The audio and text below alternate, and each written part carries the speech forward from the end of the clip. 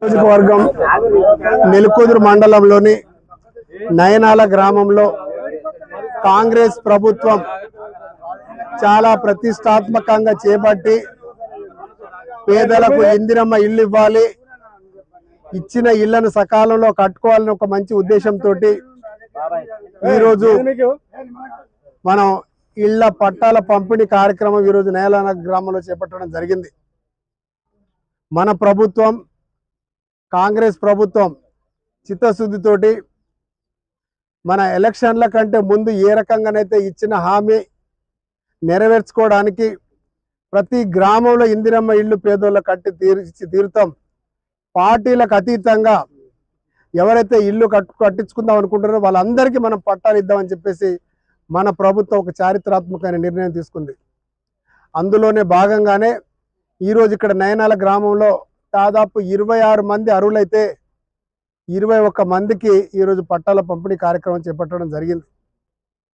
ముఖ్యంగా నేను ఒక్కటే కోరుతా ఉన్నా, మన ప్రభుత్వం ఇచ్చిన మాట ప్రకారం పేదోడు గుడిసె ఎవరికైతే గుడిసెలు ఉందో నిల్వ ఉండడానికి ఇల్లు లేని వాళ్ళకే మనం మొదటి విడతలో ఇందిరమ్మ ఇల్లు ఇద్దాం, పార్టీలకు అతీతంగా అభివృద్ధిలో చివరి వరుసలు ఎవరైతే ఉన్నారో ఆ కార్యకర్తలకు మనం ముందుగా ఇందిరమ్మ ఇల్లు మనం ఇద్దామని చెప్పేసి మన ప్రభుత్వం తీసుకున్న నిర్ణయం ప్రకారమే ప్రతి గ్రామంలో మనం ఈ పట్టాల పంపిణీ కార్యక్రమం అదేవిధంగా ముగ్గులు పోసి అక్కడ శంకుస్థాపన చేసుకోవడం జరుగుతూ ఉంది.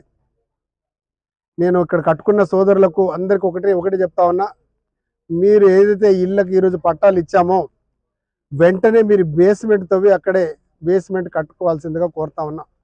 బేస్మెంట్ కట్టుకున్న తర్వాత మీకున్నటువంటి స్పెషల్ అధికారులు అదేవిధంగా పంచాయత్ సెక్రటరీలు వచ్చి ముందుగా ఒక ఫోటో తీసుకొని ఆ ఫోటోలో అప్లోడ్ డౌన్ చేసిన తర్వాతనే మీకు 1-2 రోజుల్లోనే మీ అకౌంట్లో డబ్బులు పడతాయి.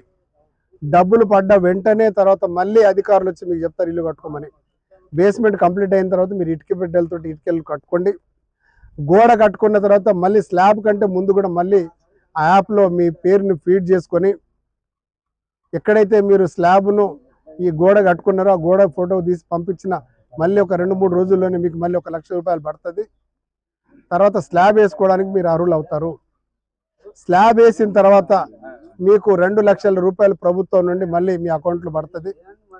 ఇక్కడ మీరు ఎవరిని మధ్యలో ఉన్నటువంటి మళ్ళా ఎవరిని మీరు ఆశ్రయించకుండా మీరు డైరెక్ట్గా మీ అకౌంట్లోనే డబ్బులు పడతాయి. మధ్యవర్తులు చాలామంది వచ్చి అనేక రకాల మాటలు చెప్తారు, వాళ్ళ మాటలు వినకండి. ప్రభుత్వం నేరుగా మీ అకౌంట్లోనే డబ్బులు వేస్తుంది. కాబట్టి మీరు ఒక ధైర్యంతో మీరు ఇల్లు కట్టుకోవాల్సిందిగా కోరుతా ఉన్నా. అదేవిధంగా బేస్మెంట్కి అదేవిధంగా గోడలకు స్లాబ్లకు మీకు ఇసుక అవసరము. అందుకే మన ప్రభుత్వం గౌరవ ముఖ్యమంత్రి వారు రేవంత్ రెడ్డి గారు అదేవిధంగా రెవెన్యూ శాఖ మంత్రులు పొంగులేటి శ్రీనివాసరెడ్డి గారు ఇద్దరు మనకు పేదోళ్లకు రూపాయి ఖర్చు లేకుండా మనం ఇసుకను వాళ్ళకి ఇద్దామని చెప్పేసి ఒక మంచి చారిత్రాత్మక నిర్ణయం తీసుకున్నారు. అందులో భాగంగానే ఇక్కడ ఉన్నటువంటి మనకి ఎంఆర్ఓ గారు బేస్మెంట్కి ఎన్ని ట్రక్కుల ఇసుక అవసరమైంది, అదేవిధంగా గోడలకు ఎన్ని ట్రక్కుల ఇసుక అయింది, మనకు బేస్మెంట్ కట్టుకున్నప్పుడు బేస్మెంట్కి సరిపడా ఇసుక టోకన్లు ఇస్తారు. తర్వాత గోడలు కట్టుకునేటప్పుడు గోడలకు ఎన్ని లోడ్ల మీకు ఇసుక అవసరమో అన్ని లోడ్లకు మీకు టోకన్లు ఇస్తారు. ఇచ్చిన ప్రకారంగా మీరు తొందర పడకుండా మన ప్రభుత్వం పేదోళ్లకు ఇల్లులు కట్టించాలనే ఉద్దేశంతోనే 5 లక్షల రూపాయలు మంజూరు చేస్తూ ఉంది. వాస్తవానికి మీరు సొంతంగా కష్టపడి ఆ బేస్మెంట్ తీయడంలో అదే కూలి కూడా మీరే కనుక ఉండి సొంత ఇంట్లో కట్టుకుంటే మీకు డబ్బులు ఆదా అవుతుంది. ఆ మిగిలిన డబ్బులతోటి మీరు లోపల ఉన్నటువంటి కొంచెం బహుగా మీ ఇళ్లను కట్టుకునే వెసులుబాటు ఉంటుంది అని చెప్పి తెలియజేస్తూ ఈ గొప్ప అవకాశం మన ప్రభుత్వం ఇస్తూ ఉంది.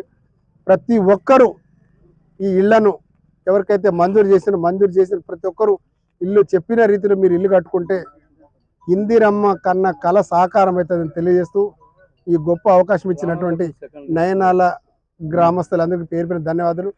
అదేవిధంగా ఎవరికైతే ఇల్లు రాలేదో మీరు అధైర్యపడకండి. మొదటి విడతలో నిజమైన లబ్ధిదారుడు పార్టీలకు అతీతంగా ఇవ్వాలని చెప్పి ప్రభుత్వం ఒక నిర్ణయం తీసుకుంది. రెండవ విడత మూడో విడతలో కాంగ్రెస్ పార్టీ కార్యకర్తలు ఎవరైతే కష్టపడ్డారో కష్టపడ్డ వాళ్లకు ఇప్పుడు ఇందిరమ్మ ఇల్లు లబ్ధిదారులు ఎవరైతే ఉన్నో వాళ్ళకి లిస్టులో రావట్లేదు.